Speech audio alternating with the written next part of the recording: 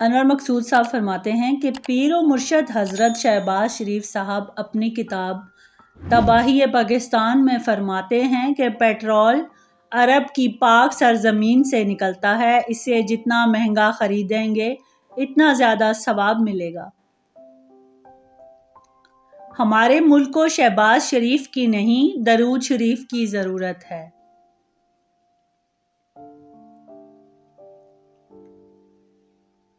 غریب مانگے تو بھیک، امیر مانگے تو چندہ، کروڑ پتی مانگے تو ڈونیشن، ارب پتی مانگے تو سبسڈی، یہاں سب اپنے اپنے لیول پر مانگتے ہیں۔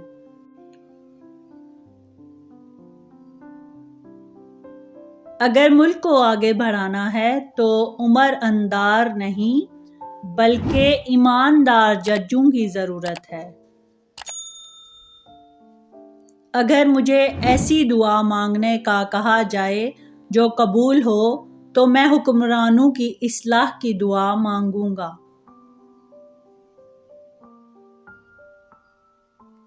ریاست واقعی ماں جیسی بن کر تمام عیب چھپا لیتی ہے، بشرطے کہ بیٹا ملک ریاض جیسا ہو۔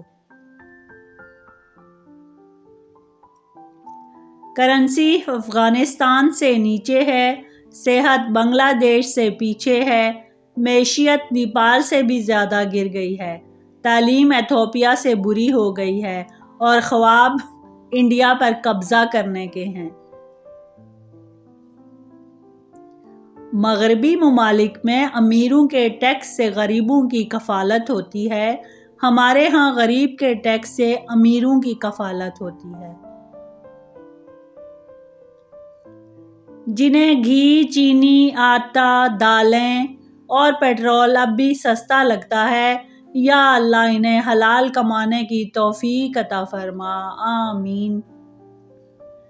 کاش زندگی کوئی ایسا بھی یوم آزادی آئے جس میں ہمیں بتانا نہ پڑے کہ ہم آزاد قوم ہیں۔ بہرحال آزادی مبارک ہو آپ لوگوں کو۔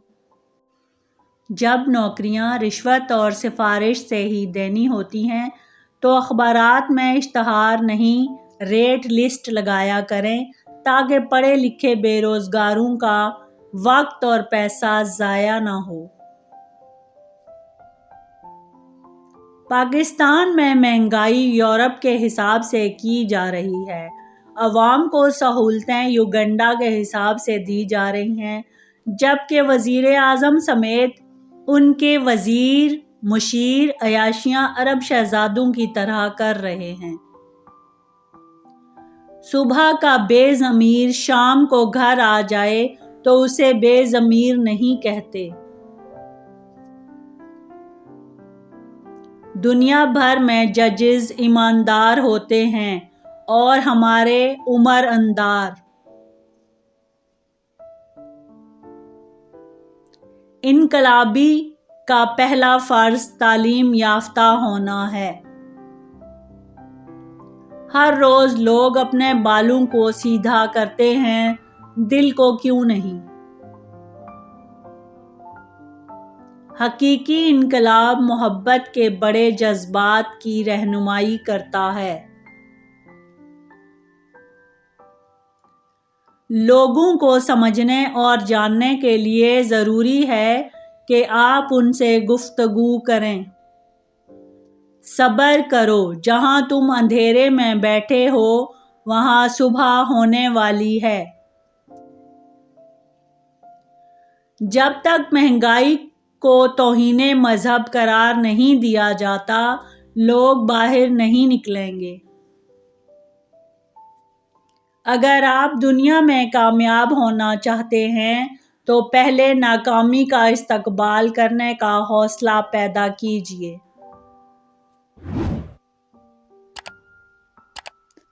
نہ اور اصولوں کے خلاف کام کرو اور نہ کسی کو اصول کے خلاف کام کرتے دیکھ کر خاموش رہو۔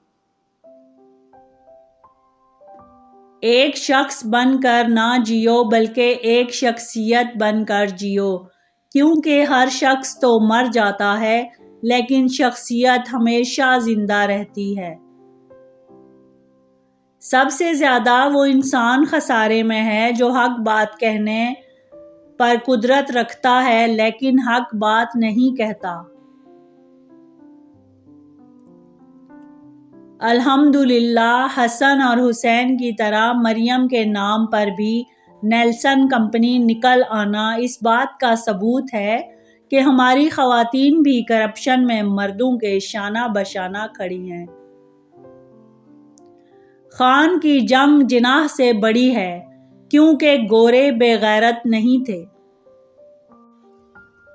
کیا آپ نے سوچا ہے بنگلہ دیش ہم سے آگے کیوں نکل گیا؟ کیونکہ وہاں بھٹو فوت ہو چکا ہے، کسی کتے کو وہ شیر نہیں سمجھتے۔ ہماری قوم کو یہ نہیں پتا کہ وزیر اعظم کا اصل کام کیا ہوتا ہے۔ وہ تو بس یہی سمجھتی ہے کہ جو سڑکیں اور پل بنائے وہی وزیر اعظم ہوتا ہے۔ جس دن بھٹو مر گیا اور شیر کی جگہ شعور آ گیا، قوم خود ہی سمجھ جائے گی۔ جس قوم کی غیرت مونچھوں میں، مذہب داڑھی میں ہو، اس قوم کی عقل دماغ میں نہیں ہو سکتی۔ انصاف فروشی، ضمیر فروشی، قلم فروشی، فتویٰ فروشی، جسم فروشی سے 70 گنا بدتر عمل ہے۔ برائے مہربانی قومی اثاثے فروخت کرنے کے بجائے سیاست دانوں کے گھر فروخت کیے جائیں۔ اس ملک کو قوم نے نہیں، سیاست دانوں نے لوٹا ہے۔ معذرت کے ساتھ اگر خانہ کعبہ پاکستان میں ہوتا تو امام کعبہ بھی کوئی ریٹائرڈ جنرل ہی ہوتا۔ زیادہ نہیں، صرف 5 برس بیوروکریسی کی شاہ خرچیاں اور سرکاری عیاشیاں بند کر دیں، ملک کا سارا قرضہ اتر جائے گا۔